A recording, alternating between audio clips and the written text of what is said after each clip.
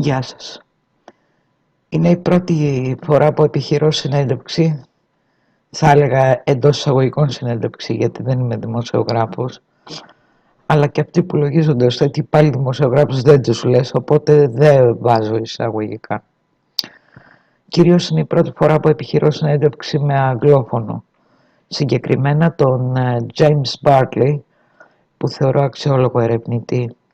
Εμείς οι Έλληνες δεν είμαστε εξοικειωμένοι με το αντικείμενο της έρευνάς του, αλλά ακόμα και αν πολλοί από εσάς δεν αποδεχτείτε ως πραγματικότητα όλα όσα λέει, ακριβώς επειδή δεν είμαστε εξοικειωμένοι με όλα όσα γίνονται σε απόλυτη μυστικότητα, ιδίως στις Ηνωμένες Πολιτείες και την Αγγλία, έχω την αίσθηση πως όλοι θα βρείτε τη συζήτηση ενδιαφέρουσα και όσοι τον παρακολουθήσουν με ανοιχτό μυαλό θα διευρύνουν ορίζοντες και θα διαφωτιστούν για πράγματα που είτε υποψιάζονταν είτε δεν μπορούσαν να διανοηθούν.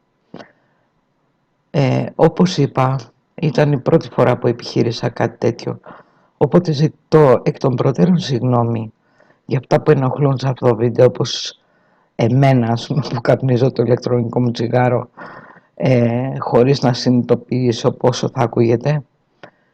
Επίσης ζητώ συγγνώμη και για την κακή ποιότητα της εικόνας και του ήχου, όπου εγώ ακούγομαι πιο έντονα, αλλά βλέπετε το Skype Video Call Recorder δεν δουλεύει, τουλάχιστον στα Windows 10, οπότε αναγκάστηκα να καταγράψω αυτό το βίντεο με άλλους τρόπους. Δείτε λοιπόν τη συνέντευξη. Hi James, glad to have you with us at last. Before we start, could you please introduce yourself to the Greek community by telling us about yourself, your research, and the object of your focus? Thank you, Vicky. My name is James Bartley. I'm an alien abductee. I'm also an investigator of alien abductions with an emphasis on reptilian abductions and what's been referred to as the reptilian overlordship. I also investigate military abductions, also known as MILABs. MILABs are legitimate alien abductees who are also kidnapped, trained, mind-controlled, and utilized as operatives by deep black elements of the military and also with affiliated non-human life forms. Right. My labs can be utilized in a variety of ways, not only in the physical 3D body, but also in the energy body, also in their astral body.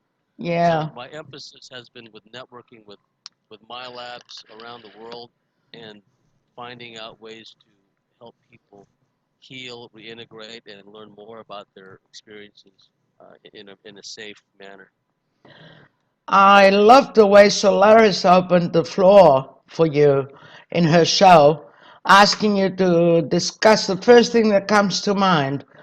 And I'd like to follow her lead, considering that people all over the world, and given the situation in Greece, I would dare say the Greeks more than anybody else, have this ominous feeling that something big, hopefully not nasty, is about to come down on us. Do you have the same feeling, I wonder? Yes, that is a feeling that many people have. It's a feeling of waiting for the other shoe to drop, if you will, a feeling of trepidation, of expectation. And I feel that these are people that are tapping into their higher selves, their oversouls, if you will. They have connection with divine source, and they are getting these intuitive downloads and impressions of what may be coming down the pike. And thank you for letting me start off talking about what is uppermost on my mind. I've spoken about it on a number of occasions. It's the incoming mini solar system. Some have referred to as the brown dwarf. It's erroneously at times referred to as the Nibiru or Planet X, but actually it's a brown dwarf mini solar system with one or more very large planets. And these planets, at least one of them, maybe more than one, are inhabited by non-human life forms, and the the passing of this mini solar system through our solar system, the past, has resulted in tremendous cataclysms and upheavals, not only in our planet but throughout the solar system. And I believe that the inbound solar system, solar system, is the reason why the so-called elite are making all these preparations and basically pulling out all the stops now. There has been a well-documented depopulation agenda that's Oh, accelerated. yeah. The chemtrail agenda is accelerated. The chemtrail agenda is multifaceted. It's not meant to just sicken people, and it's not meant to just alter people's DNA and infect them with Morgellons or who knows what else, nanoparticles perhaps. Isn't there a But it's also, psychotronic part of? yes, because the chemtrails can be affected by electromagnetic frequencies. Yep. So What about first of all, we have, the latest NASA projection about Mars and all that? What do you feel about that? I believe that NASA is desperately trying to stay relevant. Yeah. They know that with the advent of the internet, more and more people have turned away from these discredited institutions like NASA, like the universities, like the academic community. And so every once in a while, NASA will throw us a bone. Still, it'll be a limited hangout, but it's an effort to make themselves relevant. And the latest Isn't that a foray into silly all effort, this, though? I mean, it is. considering that they've been sending vehicles up there since like 1975 with Viking. I mean, Yes. only now that they discover water on Mars, for goodness sake. Well, yeah. A friend of mine has just made me a copy, printed out a copy of the headlines of a paper, I believe in June 1978, I think it is, which shows the first images that were sent back by the Viking lander on Mars, and it shows a blue sky, Yeah. and it shows terrain, red rock terrain, very similar to what you would find in Arizona, places like Sedona, Arizona, red rock country. So they've been lying about the appearance of Mars all along. It's not this woo-woo red atmosphere, which gives Exactly. people the mistaken impression that it's an inhospitable planet devoid of life. It's quite the opposite, actually. I So think when they it's say that we found water on Mars, that's just something to, you know, to give the adults out there and to give the permanently somnambulant, the sleepwalkers, something to sink their teeth into. yeah. It doesn't really mean anything. It's that they're trying to stay relevant. Likewise, when they make these announcements about near-Earth objects coming within close passage of the Earth, i.e., asteroids, in this instance, it's just them trying to stay relevant again because many private investigators who've done their own research and have access to space-based imagery systems, they know that there are a lot of asteroids that are passing through the solar system, and some of them are coming quite close. And at first, they tried to have the media debunk all such claims and make the people who were reporting or claiming that there were asteroids within our solar system that may get quite close, that are quite large enough to cause havoc. Well, at first they tried to debunk all that and claim the people who believed in that were just conspiracy theorists. But then, once again, they were forced, NASA, to admit that yes, there are these near-Earth objects, as they call them, and some of them have gotten quite close, and there are in fact many of them. So it's an example of how the alternative media, if you will, has gotten these once powerful, almighty, all-knowing, omniscient institutions, got them on their back foot, got them in retreat mode, and they're desperately trying to stay relevant, but they're still maintaining the gatekeeper effect because Oh, there are yeah. many websites on the internet, such as Joseph P. Skipper's website, the Mars Anomaly Research website, where one can see all kinds of phenomena and artificial constructs on the surface of Mars, some of them quite gigantic in scale. Yep. So, and one can see forest canopies, trees, vegetation on Mars, besides pyramids and whatnot. It is not a planet devoid of life. Every time imagery from this rover comes back showing what appears to be a lizard, the standard pat answer from NASA is it's a rock that looks like a lizard. Yeah. If there's a skull, what seems to be a humanoid skull image, it's not a skull, it's a rock or a stone that looks like a skull. If an image captures what appears to be a squirrel or a squirrel-like creature, it's not a squirrel-like creature, it's a rock that looks like a squirrel.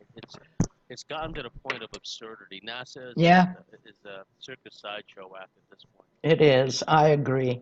I want to come back to my labs. Yes. What does this whole process involve besides abductions? Are mind control techniques and programming part of this whole deal? Yes, they are. My labs stands for military abductees. It was a term first coined by Hans Lammer of Austria, but Hans Lammer was under the mistaken impression that the aliens that my labs see are the result of CIA narco hypnosis, and that there's no basis in reality for them seeing these aliens, which is quite the opposite. My lab, in my definition, is a legitimate alien abductee first, who also, on occasion, sometimes quite frequently, depending on the individual, is kidnapped, trained, mind controlled, and utilized as an operative by deep black elements of the military aerospace community, sometimes in alliance with non-human life forms. These MyLab control groups, and there's not just one, there are a number of factions. They have each forged alliances with one or more extraterrestrial and or subterranean civilizations of beings.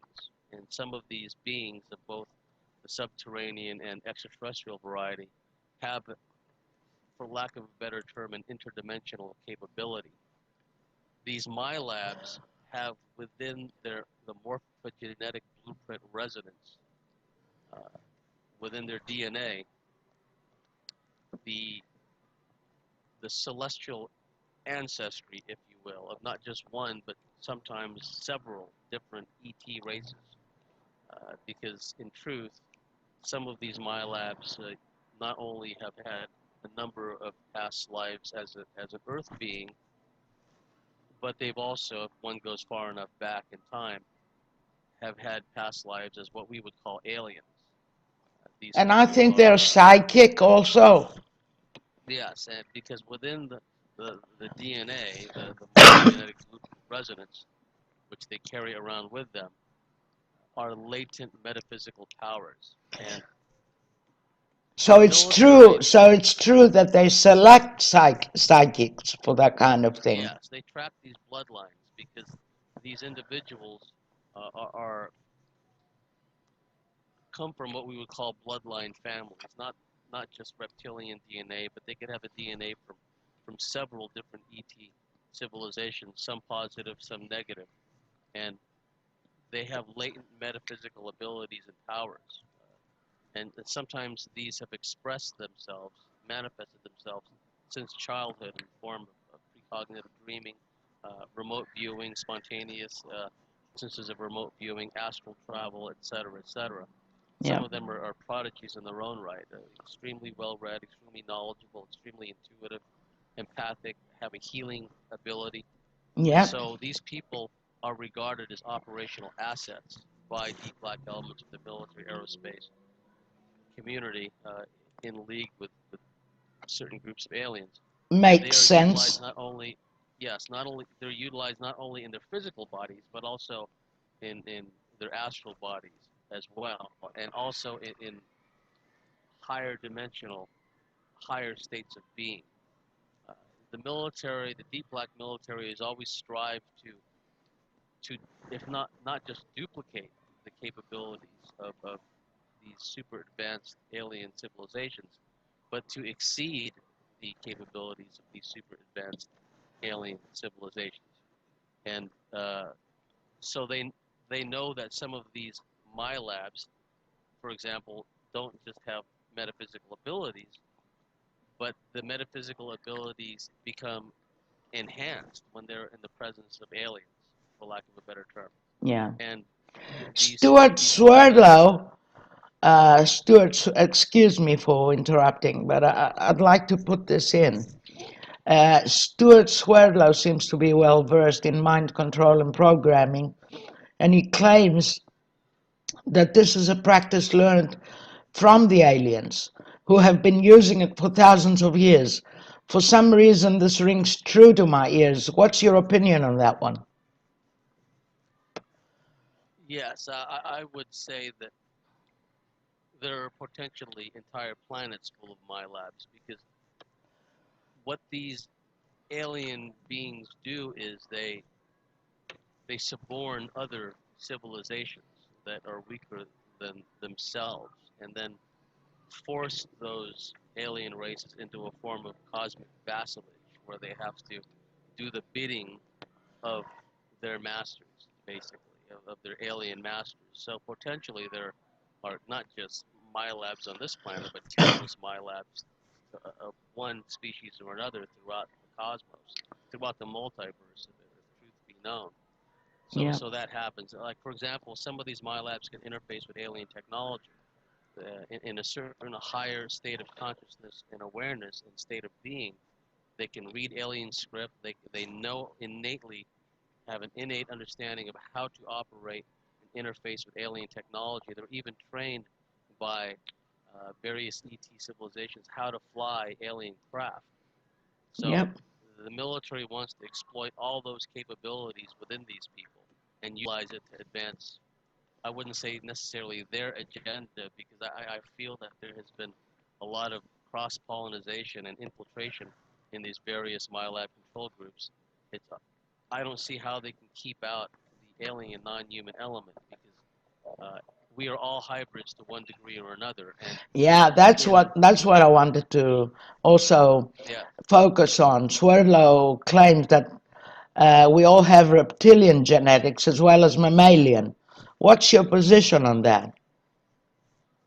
Yes, we all have what's described as the R complex, the oldest part of the brain, which is where, like, territoriality, ritualism, hierarchical understanding and obeisance to hierarchy, and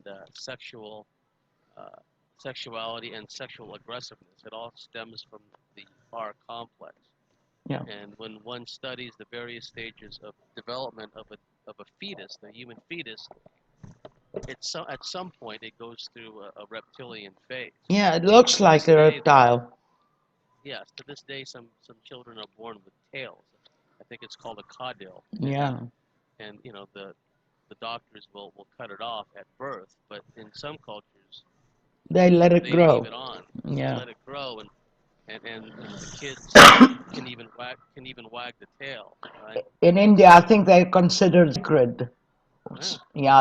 Considering the legends and the stories about the Nagas and whatnot. So yes, I would agree with him that virtually everyone who came into this world in the normal fashion would have some degree of reptilian / Draco DNA. I would agree with that, but really it's the soul quality. Now, I think if some people have an overabundance of reptilian DNA, and then their familiars, their reptilian or Draco familiars that track their family tree and their bloodline, and interact with them and seek to manipulate and control them, those are the ones that would tend to have problems and have the potential, if not to go to the dark side, if you will, and well, be used as a tool. We can see many of the elite yes. going on the dark side, and it is said that they can have more reptilian genetics than most of us. Yes, I would agree with that, definitely. It is said also that reptilians are androgynous. Is that your view also? And if it is, how do they reproduce? Some of the reptilians are egg layers. I'm talking about particularly the ones in physical 3D embodiment. There's this pervasive notion throughout the field and the internet that they're merely interdimensional, that they don't, that none of them reside in our physical earthly plane. That's a misunderstanding. Some are interdimensional in that they are not in a corporeal three-dimensional body, but there are They're many in the fourth that are dimension. still, yes, Yeah. I would say that they're in another dimension, and what David I calls the lower fourth. I would tend to agree with that description, but there are reptilians that, for the most part, stay in 3D physicality, and they live in underground Underground. bases within the cavern systems, deep beneath the earth, and some of them are quite technologically advanced. Uh, within the confines of their own layers and their own domains beneath the surface, they have no reason to not be in physical 3D. Although many of them that are in physical 3D that live not only underground but off-world in this cosmos, they also have an interdimensional capability because some of the reptilians have the ability to alter their frequency, they can alter their density, they can alter their resonance. And Yep. this is how they take people up as hosts, right? They can alter their density and go into people in the dream state and manipulate their dreams and and instill behavioral changes within them. It's a complex process, but I've described it before in some of my lectures and interviews. Peggy Kane claims to be communicating with reptilians in the fourth dimension, discerning the truth of anything they state via reverse speech. What's your take on that? I believe reverse speech has some validity. I had crossed paths with the guy who first brought out reverse speech analysis. David Oates, if memory serves, is his name. I met him in San Diego. He had come from Australia, and he was sharing the reverse speech analysis techniques with some of my colleagues in the San Diego UFO Society. And I believe there's some validity to it, but I also believe that it's possible for negative entities to manipulate the data, so to speak. Yeah. I know Peggy Kane. I've done interviews and shows with her in the past. Mm. A lot of her information in the past suggested that the reptilians were all going to leave. Well, I haven't seen that lately, right? Yeah, neither have I. Maybe some of them have left. Okay, because I do know that certain ET races have left the solar system and this entire plane of reality for reasons which I can get into later. But the reptilians, they have not left. They're still here en masse, not just on this planet, but in the solar system, and more appear to be coming. But a lot of different ET races are coming to our solar system now because of what's coming down. The inbound nature of this mini solar system has the potential to create uh, cataclysms on the surface which may wipe out countless people. So there's going to be not only a soul harvesting element, because many of these Archontic ET races and interdimensional races are into manipulating the soul essence and harvesting and recycling people through the whole reincarnation process, but also they want to make sure they can still get a hold of a lot of this DNA which we're carrying around. They want DNA is a currency of the universe, like I said, and within it there's not only uh, physical genetic attributes, but there's also metaphysical Yeah. attributes, and they want to get their share of DNA before it's too late. Go on. As far as the question of whether reptilians are androgynous are concerned, there definitely is a male reptilian gender as well as a female reptilian gender. And like I said, some of them, at least some of them, are egg layers. Egg layers. Some of them may utilize advanced genetic techniques in order to bring their offspring into the world. But some of them definitely lay eggs that are physical reptilian in our 3D. As far as the androgynous nature of them is concerned, there does seem to be, in some cases, an ability of these reptilians to manifest either an androgynous or even a hermaphroditic. I would prefer at times Well, that's the correct term, actually. Yes, that's the correct term, because Mm. a person may be having what let's use a male in our example, may believe he's having an erotic encounter Yeah, with I wanted a a beautiful blonde-haired, blue-eyed female space being, a human space woman, Palladian or Nordic being, or whatever the case may be. And then during the intercourse, like the illusion wears off, and he realizes he's really having intercourse with a reptilian.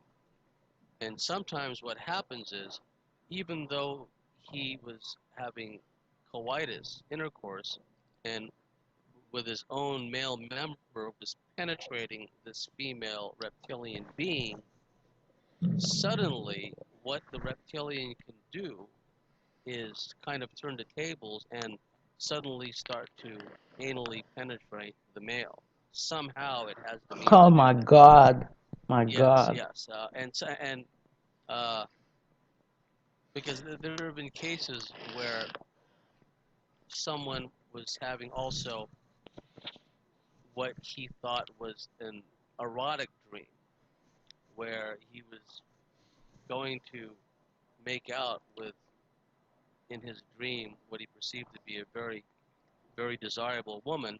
And the reptilians have the means to amp up one's uh, arousal mechanism, amp up one's Why the erogenous chakras? zones.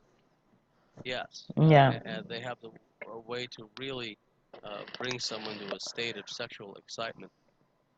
And on this occasion I was told about, the male was stroking the skin of the woman. He was stroking her arm, like downwards, and it was smooth to the touch. And then when he was stroking the woman's arm in the upward direction, up towards her shoulder, suddenly he found out her skin was very Scaly. scaly. Oh my Yes, God. yes, and he realized that, uh-oh, this is not like this erotic dream woman, Yeah. right? And the moment he came to that realization, the entity tried to sodomize him. So it seemed to have wanted the male to have heterosexual intercourse, penetrate the woman as a man would to a woman. But when it was found out, then it suddenly tried to sodomize him. Yeah. And I guess because the though, reptilians, I guess though sorry, that all these instances are for affecting their soul or their spiritual level, because I don't think two different species could produce an offspring, right? I believe through genetic manipulation they Yes, they can. are. I've heard that they are great Yes, geneticists, but not yes. through sexual intercourse. I don't think so, though.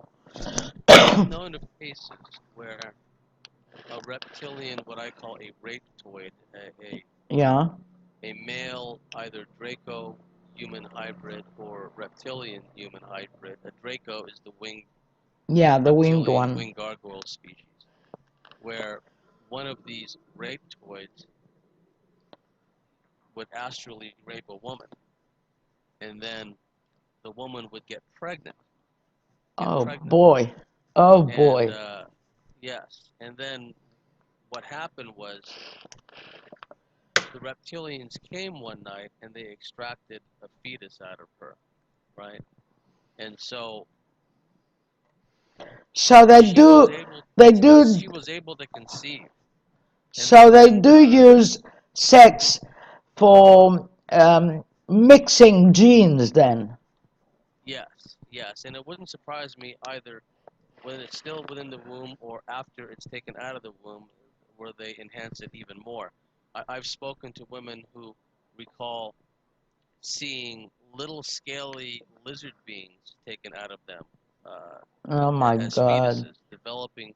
They're very similar to the scene in the original V series, where Series, yeah. the woman who was impregnated by the reptilian, they she gave birth to Mm. a reptilian Coming child, back basically. to the more real sense of reptilian influence, do you think that their effort to speed up the establishment of the New World Order now via the Pope and the UN speeches and all that stuff, do you think it has anything to do with the reptilian overlordship? Yes, I believe the reptilians and other archontic beings are the driving force behind this, because a lot of the so-called elite are themselves into ritual magic, Yeah. ceremonial magic, hardcore satanic ritual abuse, and And some baby of them, sacrifice and human yes, sacrifice. yes, and some of them themselves are not just reptilian human hybrids or Draco human hybrids, but literal shapeshifters that they can. And shapeshifting is real. People don't Yeah. just shapeshift into reptilians. They People can don't shapeshift can't wrap into their head whatever they around need. this, but I think there is some Yeah, truth to it. there is something to that, because it's been described for so long, and it's being described by people in today's contemporary world, right? People who don't know anything about this are describing this. Yeah. And so what these elite are doing is they're pulling out all the stops. They're shooting for all the marbles, if you will, because they're up against a celestially driven timetable. I keep going back to the brown dwarf, the Nibiru, wormwood, call it what you will. And all the They energies are up against a hitting the celestially earth. driven, and all the energies, because the energy is streaming in from the galactic core, what Dr. Paul Laviolette refers to as the galactic superwave. We're in the process of that. Also, the very frequency of our planet, the Schumann resonance, is increasing. Is It's spiked increasing. up, Yeah. like up to 12, and I think in some reports, maybe even higher. It used to be 7.83 hertz. Now it's spiked up. That's a quantum leap to go up to 12 and higher. And also, what physicists have found out, and these peer-reviewed journals and these peer-reviewed reports were yanked off the internet. The only websites that still have this story are those more of an esoteric, metaphysical bent. But it's a good thing they saved it. And the gist of it is that mainstream physicists were freaking out because even normally stable elements such as carbon-14 were exhibiting more rapid decay, right? And what does that mean? Because we ourselves are carbon-based units, to use a term from the Star Trek movies. So that means we're becoming more energetic, we're becoming lighter, our frequency is increasing, as well as the frequency of this entire planet and perhaps this entire plane of existence. So the fundamental constants are changing, and in order for them to retain control, they have to exert as much control and oppression as they can, and they're instituting more and more laws, more and more statutes, That's why and they're throwing everything at us now. yeah, they're Everything throwing they've everything, got. everything, Uh, every which way you can think of. you mentioned before the archontic beings, so I want to focus on the archons. Could you elaborate on the archons? According to John Lash, who has studied the Gnostics extensively, they are non-physical entities. Would you consider them connected to reptilians? Yes, that's where John Lash and I would differ. Doesn't believe in reptilians because, for whatever reason, he has some kind of bias against their existence. Yep. He's systematically ignoring all the countless uh, personal encounters and stories that people have had the world over Yep. from time immemorial, having encounters with these beings. So, to me, an archon is can be a physical 3D being, but it can also be a non-corporeal, uh, interdimensional being. It According to may be, Lash, they are not physical. They are um, not physical. yeah. See, that's where he and I would differ because these beings work through these hybridized bloodlines that we just spoke to, Yep. and these hybridized bloodlines have spread out and control virtually every institution we have on the planet, including the key institutions of the financial banking system, transnational corporations, the media, the Yeah, yeah. entertainment industry, so the academic and school educational system, law enforcement. They control everything, and they Uh, work through these people. They work through these people because these people have a genetic, indeed spiritual predisposition to be taken up as a host. So the right. consciousness working through these people is not even what we would call a human consciousness, which explains their sadism, the cruelty, They the are psychopaths. sordid practices, the psychopath, because they're neurologically different from us. They lack frontal lobe capacity, which is the impulse control system in our brains, which prevent us from acting impulsively and going off in a berserk fashion. And there's another aspect that there's a lot of talk recently about alien artificial intelligence. That is real.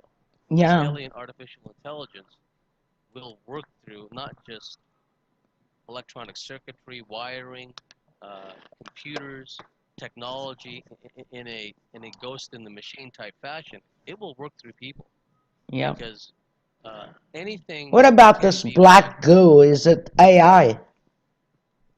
I don't really know much about it. I don't Oh, doubt that such a thing exists. There's been novels written about such things, yeah. for some time now. But I've known of this alien artificial intelligence for some time, and it manifests in a variety of ways. Some of the Back to survivors the mentioned, reptilians, because I'm really yes, interested on that one. Are there reptilians walking around on the surface with a human appearance? And if so, how do they pull that off? what they've done is they've imbued their their characteristics and their attributes through a long-term genetic manipulation upon the surface population. Some bloodlines more than others. Like we said earlier, virtually everyone has reptilian DNA. Some bloodlines, some family trees, a lot more than others. And so, some of those bloodlines that The are royal almost bloodlines, for pure, example. yeah, the royal bloodlines, for example, uh, and bloodlines which wind up in key influential positions, especially in the news media.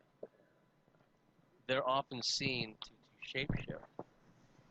It must be understood that the TV camera can pick up these Yeah, these morphs, these changes, much faster than the human eye can. Now, some especially people can't see especially them. the Some HD.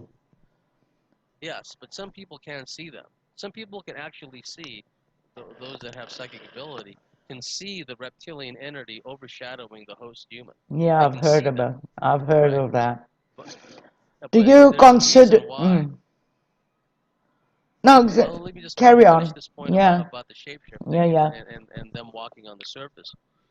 uh, there are many people who, who spend a lot of time going through archival news footage from the news networks themselves, looking for instances when a news presenter or someone being interviewed shapeshifts. It can be very subtle, where their eyes momentarily go vertical, turn into a vertical pupil, or it could be even more extreme, where their face takes on like a black, yellow, zigzag pattern, or even of a very reptilian, lizard-like appearance.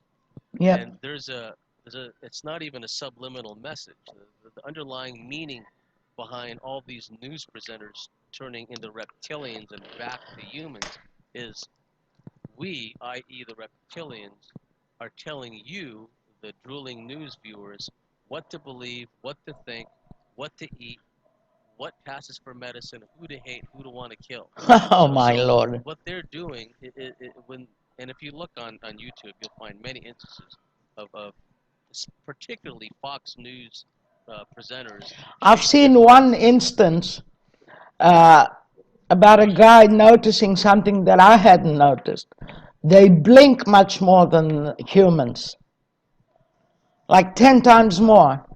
It wouldn't surprise me because some of them have an inner membrane within Yeah. beneath their eyelids, kind of like a transparent membrane. Also, when they're shape-shifting, their eyes may grow bigger or the pupils may The turn pupils vertical. go, yeah. Yes, and some of the shape-shifting is quite extreme. I refer your viewers to the the, the YouTube channel that's put up by Frequency Fence. Frequency Fence has done a great work uh, doing analysis Well, I'm on going to visit that shape-shifting. channel, Yeah, that's for sure. definitely. You'll see amazing stuff there, and also some of these UFO presenters and UFO lecturers themselves are friggin' shapeshifters or reptilian entities. There's no shortage of them. Yeah, I'm sure. Do you consider reptilians to be solely malevolent beings, or are they benevolent reptilians too? Yes, there are benevolent reptilians.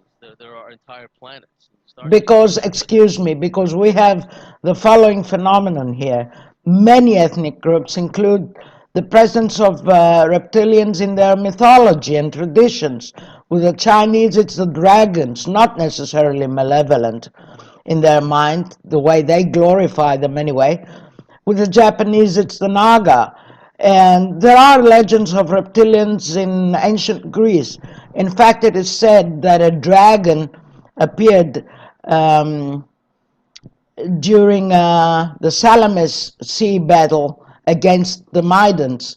It is mostly the historian Pausanias who mentions dragons on various occasions, but according to him, they were either benevolent, who helped with various predicaments, or creatures who ran into hiding when humans saw them.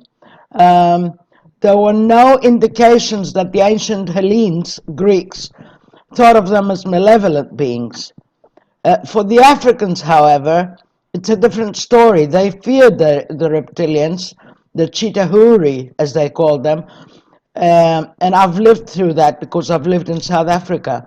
And they were strictly forbidden by the Chitahuri to depict them on drawings, carvings, or statues. So now you can tell me what your take is on that. Yes, there are positive reptilians.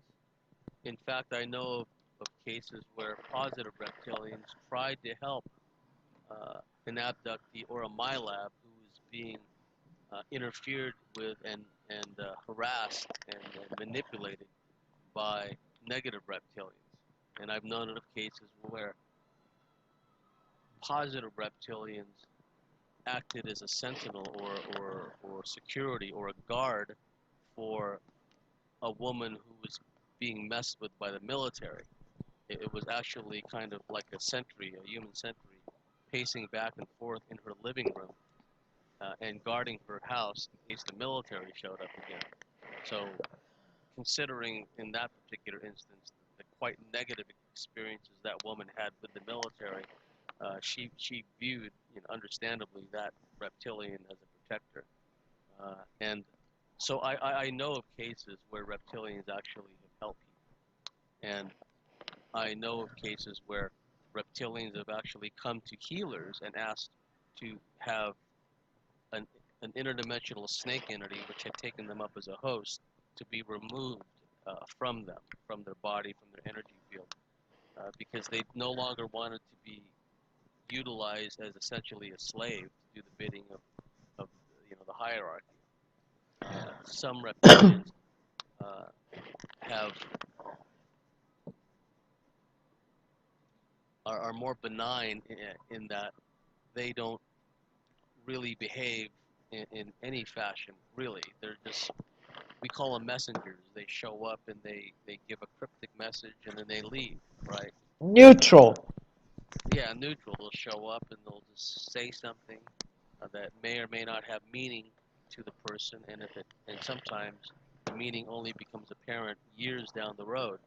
Uh, but that's all they do. They're just messengers. They just show up and they leave a message. Yeah, but nowadays, according to you and various accounts, mainly in the US and the UK, it seems that reptilians are seen overlords of this planet who have created the New World Order model, and there's definitely no love lost between them and the humans.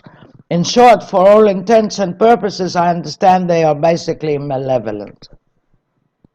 The ones that are causing all the problems, the ones that have created this New World Order system, the ones working through all these hybridized bloodlines, secret societies, and whatnot, yes, they are Yeah, definitely malevolent. And they've been working on this agenda for a long time, at least as far back as the aftermath of the most recent celestially driven cataclysms, 12,500 years ago, thereabouts. They began manipulating the surviving surface population yeah, and not only genetically imbued their onerous attributes and characteristics into them, but also foisted harsh patriarchal religions and yeah. eradicated the divine mother worship, which had pretty much been the norm in many surface societies I prior think to all that time. religions are a manipulation tool, mind manipulation Yes, tool. absolutely. I mean, um, as far as Yahweh is concerned, why would he say in Genesis, let us create man Yes. according to our image? There's many of Yeah, them. yeah. It contradicts with the whole Yahweh being one One God. omnipotent, Yeah, all-powerful God that's everywhere all at once, right? And the Christian fundamentalists, they don't have an answer for that. of course they Uh, don't. How could you they know, have? it's Anyway, it's a let's non uh, sequitur let's to their go to a whole. different subject altogether because I want to Sure. pick your brain as much as I can. According to Andrew Basiago and Captain Randy Kramer, who recently came out with his true name and credentials, there are human bases on the moon, and humans have also colonized Mars, where there are indigenous reptilian and mantis species too. I understand there are frequent skirmishes between the three races, but the Dracos attacking from space are the worst. What can you tell me about this? Do you have any knowledge about it? Well, it must be understood that there is constant conflict throughout the cosmos, and that some of the reptilians I love you say cosmos. It's such a Greek word. Sorry for that. and like for example, just beneath the surface of our planet, there are certain reptilian races which have uh, attained hegemony over other reptilian races. They rule over other weaker reptilian races. So they're not all in alliance with one another. Some have just overpowered others and make them do their bidding and whatnot. They operate within a sphere of influence. So the reptilians have created a sphere of influence not only on our planet and our solar system, but in large parts of this galaxy. Yeah, And see, Mars is just an extension of what's been going on on on Earth, Earth. and it, I would like to demystify the whole concept of a Mars base and a Mars colony and the underground bases and probably surface installations on Mars. Because like I said earlier, Mars does not have a woo-woo red atmosphere; it's got a blue atmosphere. A proper There are atmosphere, I guess. It has a proper atmosphere. Uh, there were ancient civilizations which were wiped out in cataclysms, sometimes in wars, and there have been other civilizations that have survived underground. There are entire forests. Any photo interpretation analyst could look at the imagery from Mars, which appears to the naked eye to be large forests, canopies of trees. And if you ask them, well, what does this look like to you? They'll tell you it looks like a canopy of trees in a forest. Yeah. And then when you tell them that they're looking at a picture from Mars, that's when the cognitive dissonance kicks in, right? Because the programming. The It's supposed to be a programming. barren, dusty, red planet. We're full of programming, aren't we? They're full of programming. And so what we have to remember is that in the overall scheme of things, Mars is not even, as far as the deep black aerospace military factions which have developed interstellar and, in truth, interdimensional and time travel capability, they have long since established bases on Mars. Mars, I wouldn't even consider Mars to be on the front porch or the back porch. Mars would be like your dining room. It would be Yeah. like your kitchen in the overall scheme of things, with their ability to travel there either through stargates or through craft. So there's nothing unusual about the concept of a Mars base or bases. And I've been aware of a Mars base since about the late 80s, Yeah. early 1990s. So, and I've spoken to a number of my labs who have not gone public. Nobody knows who these people are. And they've told me a lot about their experiences going to Mars. Sometimes they go there in craft, transport craft. Yeah. And these are craft that are based in large part on the recovery and analysis and back engineering of alien technology. Yeah. And also, like I said, they have this ongoing interaction with various ET civilizations. So that's another means for these people to be taken and transported to Mars. There's also what they used to call jump gates. Before the movie Stargate came out, I people think called them jump Basiago gates. talked about the jump gates, didn't he?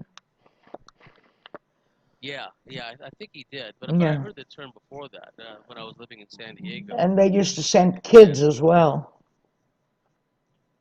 yeah, again, it comes back to the DNA, the DNA profile, because not everyone can survive such a trip. They have to Exactly. have the kind of, for lack of a better term, alien DNA Yeah. within their DNA profile that would allow them to survive such an experience. You just can't take someone off the street and send them there if they don't have proper morphogenetic blueprint resonance and DNA profile. They'll either go crazy or they'll die. So I think that's also an aspect that needs to be understood. But yes, the Stargate programs are real, and there has been an underground military base for some time on Mars, and there's also surface installations on Mars, as there are bases on the moon, On the not moon. only on the backside Yeah. of the moon, but other parts of the moon as well. So in the overall scheme of things, those are quite local. Uh, the space ops that my labs are routinely sent on are far beyond the solar system, and in truth, some of them are in alternate realities, alternate timelines, Yeah. in the past or in the future, and some of them are in other dimensions entirely, because they have that capability. They've obtained a lot of technology, a lot of hardware From the from aliens. these crash retrievals, and Yeah. also from the aliens that they forged these alliances with. I'm sure you'll agree that the war waged here is not only physical, with the elite throwing everything they've got on us right now, as we said, but mostly spiritual. Do Yeah. you feel we ought to change our mindset, free our minds from belief systems, and open our horizons in order to be better equipped for such a war? How do you think we should fight such a war? Is humanity ready to go in to head-on battles with our power to win our power back? Well, they're going to have to make some adjustments along the way. Uh, it all starts with the first circle. It all starts with us. We have to go within. Individually, yeah. We Yeah. have to reintegrate, and then we expand that circle out, and network with other like-minded people. It's always better to work in small cells, not so good to work in large groups because Yeah. they're easy to infiltrate, subvert, and disrupt Yep. and manipulate. So it's always better to work with small groups of like-minded people scattered all over the place. And so I believe that if we work on our healing, reintegration, because in truth we are quantum multidimensional beings. The military controllers and the ETs know this about us. That's why they use us as a multidimensional operative, for lack of a better term. Yeah. However, on our normal waking consciousness, we can't do a lot of the things that they are able to make us do in these experiences. They can make us interface with alien technology. They can make us pass through solid objects. They can make us utilize telekinesis. They can make us utilize telepathy, so on and so forth. But in our normal working everyday consciousness, we're just trying to eke out a subsistence living. We're living in a day-to-day world, and we have all the burdens and all the You can say that again. the turmoil that we have to deal with on a normal basis, because this is a simulation matrix which has been constructed. You should see what's going on in Greece. Yes, and one day I'd like to really talk at length with you about that. Oh yes, I've thoroughly enjoyed this talk, but that's not the end of it. That's for sure. We're going to have much more talks about various stuff. We just made an initial touch base sort of interview right now, but I'm going to have you back, and I want to have you back. You're one of the best people I've worked with and spoken to, and the Greeks are going to get to know more of you, that's for sure. Oh, thank you, thank you. I've always had a great deal of respect for the Greek culture. I've studied ancient Greek and Persian history, and I've studied the Peloponnesian Wars, Yeah. the Spartan Alliance, and the Athenian Empire, and all So that. you're a historian as well. Yeah, I'm an independent historian. Yeah, I can see that. And I've been fascinated with Greek mythology since I was a boy. But getting back to your question, it always starts with ourselves. We can't presume to want to help and heal others. If we don't, understand work on ourselves first. Work on ourselves. So the example I like to use is the Shaolin monk, right? He didn't carry any edged weapons like a spear or a sword or a knife. He just carried like a long pole, and he was kind of like a protector of travelers. Like he'd be walking along some road somewhere, and he would see bandits set upon some travelers. He would go there and, as they say in America, open a can of whoop ass on the bandits, knock them all out, and then he would bow to the people that he saved, and he'd be on his merry way. Uh, Never once in that whole process was his internal harmony altered. Never once in that whole process, before, during, and after the combat, was his equilibrium altered, because he's able to retain this ongoing inner harmony, and that's what we have to strive for, no matter what's going on around us. If we no can, matter how crazy and insane this world gets, we have to retain our inner harmony. if we can Because conquer that, that's half the war won. At least half the war won. This is true because we are resonators. We are resonators of emotions and energies and feelings. And this simulation matrix has been set up in such a fashion as to wring out of us, very much like wringing out a wet sponge, all these negative emotions of fear, of despair, of hopelessness, of lack of abundance, of loneliness and self-loathing, so on and so forth. And notice those are all disempowering feelings, and Sure. we exude those out into the ether. And some of these archontic beings, like the mantis beings in particular, in other dimensions and other planes of reality, they literally have. This has been viewed by in psychic third eye visions and remote viewings by quite gifted mystics and seers. They see how the mantis beings set up these machines, for lack of a better term, with big hoses that extend into our reality and absorb all this energetic angst and these negative emotions which we exude. And just think about just one simple household that is riddled with debt, that has all these addiction problems and drug and alcohol addiction problems and narcotic manipulation. Just that one family and how much angst and how much unhappiness and emotional distress that one family exudes, and then multiply that by all the other families on the Oh surface and boy. all the other Especially people, in Greece right now. especially in Greece.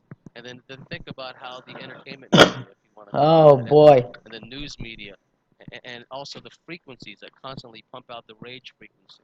People are becoming more impulsive these days. They're going crazy. Many people they're becoming unhinged and unbalanced, and all of that is symptomatic of the simulation matrix in which we find ourselves in, and how it's all under archontic manipulation and control. So we heal ourselves as much as possible. I'm a work in progress. I'm not going to sit here and say I've got it all figured out and I'm perfect, because I'm not. I'm an imperfect being, and I'm striving to heal and reintegrate and once again become the quantum multidimensional being I used to be in past, present, and parallel incarnations, because as you know, it's all the eternal now. Yeah. Time is an illusion.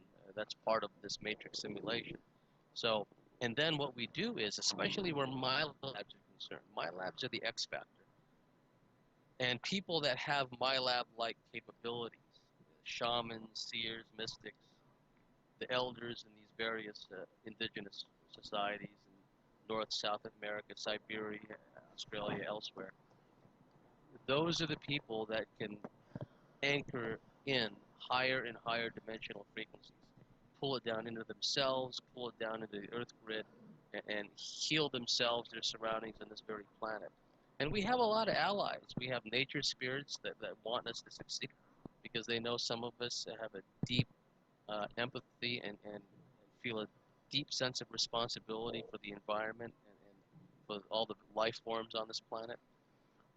And there are helpers in the form of our extended higher dimensional ET star families.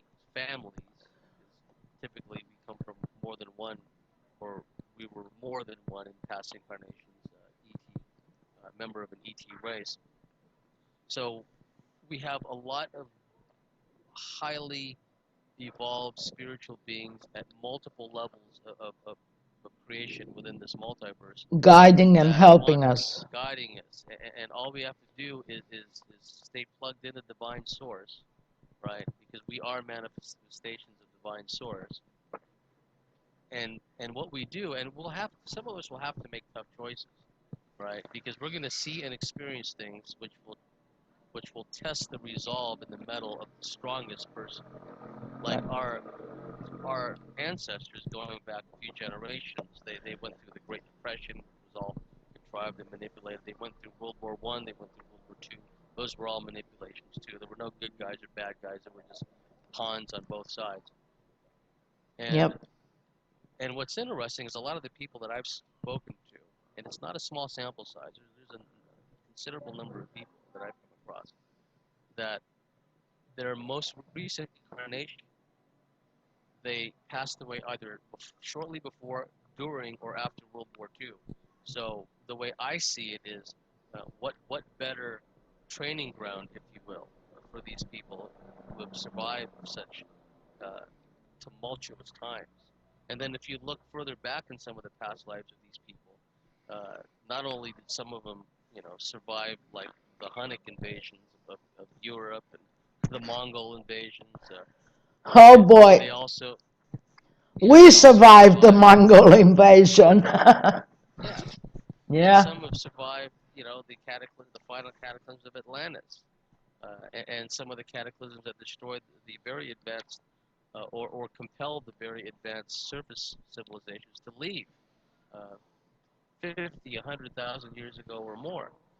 So it's within our morphic resonance and within our cellular memory that some of us have already survived and thrived in some of these circumstances. So there's nothing really to fear.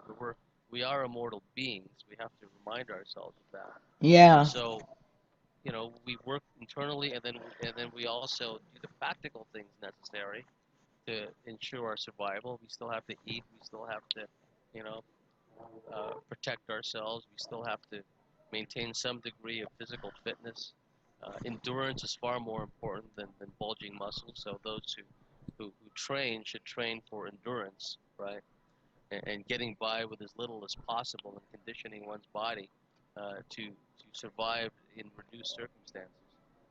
And so, yeah, because as time goes on, we live in a world of probabilities. Some of these things that have been forecast may happen. Some have a higher degree of probability than others, and it's not just going to be any one thing. It'll be a stream of things running in parallel with one another, and we have to be able to overcome all of that, right? And we must always remember that we do have this higher dimensional assistance. We just have to call upon it, talk to it, get in tune with the resonant frequency, and be able to discern when this is some kind of archontic entity, this is some kind of malign spirit that's trying to mislead me, feed me metaphysical pablum. I'm not interested, right? So we just have to condition ourselves to trust our intuitive guidance, trust what our heart center tells us. There are people out there that are saying that our heart center is bad. We should ignore it. That's complete nonsense, and that's coming from people who are matrix sentinels. Our heart is an electromagnetic dynamo. It's a power station. Our hearts, our cardiovascular system, pump out more electromagnetic energy than anything, including our brains. So if we're able to tune into what our heart center is telling us in simple, like yes/no fashion, even, or as far as intuiting things that we need to understand, also in connection with our solar plexus. It's important to free up the meridians. It's important to break out of these obsessive compulsive thought disorders, which tend to lower our vibrations. There's a lot of things that we can do, and a good place to start is good association. If one is spending time with bad association, people with all kinds of addictions and OCD, thought loop, narcissistic behaviors, control freak tendencies, they need to break away, detach from association, because again, we are resonators. We begin to resonate at that frequency, and some of us are stuck in lousy family situations because society brainwashes us that on the one hand they want to break up the family unit, but on the other hand they tell us to stick it out with toxic family members simply because they're family members. That's not the case. We chose these families, even quite abusive, negative families, because they gave us the best opportunity. All things considered, the good and the bad, the families that we chose, in many cases, now some people, because of all these bogus past life agreements, archontic manipulation, cords and attachments from many lifetimes past, they don't have a choice in what families they get born into. They just get hatched into another satanic ritual abuse, horrific kind of family situation, and my heart goes out to them. But a lot of other people, they have a choice. Okay, I have a choice between these four families, and they all have their pluses and minuses. This one is not a perfect family, but it's the best under the circumstances. Yeah, It gives me opportunities that the other families won't give me, right? And that's how we have to look at these things. And that's so, right. I but agree. it doesn't mean that we have to stick around with negative, toxic family members either. We have to detach from them Or because negative they're toxic friends. or negative, toxic friends, because they're all matrix sentinels. There Exactly. is such a thing as a hive mind parasite virus, which Yeah. is part and parcel of this alien artificial intelligence. And this hive mind parasite virus infects virtually everybody. It creates like a form of stinking thinking, I know. if you don't mind me saying. And people have to be aware that thoughts are things in the spirit world, and if you're always around people who are just negative and always spouting off negative things and everything is doom and gloom, and the thing about it is, you and I, we can have a dispassionate conversation. At times, there's always going to be an emotional investment and an emotional outpouring because we're just outraged at the scale of the injustice and all that. But we can still have a very calm discussion about these issues because we can see the bigger picture. You know what I mean? Well, But there's some people who don't know about these big picture issues, but they're still always complaining. They're still bitching and moaning, and those are the people that we need to detach ourselves from because we're true. allowing ourselves to get stuck in their auric field, and that's going to resonate with us. It's going to cause holes in our auric field, and it'll give these negative archontic beings inroads into messing with us. So we have to protect our personal energetic space. We're Well, already getting beamed all the time by frequencies and Gwen towers and harp and oh sonar and everything boy, else, you can say and the that again. 440 hertz, the 440 hertz music, right? Yeah. So we have to detach and create our own little We'll anchor deal point. with all this separately. This Yeah, has been an empowering first base, touch base interaction, at least for me. You gave out important insight to whoever received it. We will be back with more focusing on specific subject matter in each talk. Thank you so much for our first interaction, which will definitely not be the last. Be well and God bless, my dear James. thank you, Vicky. Same to you. And thank you for having me come on here and speak for your wonderful audience. Thank you for speaking to us. Lots of love and hugs from Greece. Thank you. Para Carlo.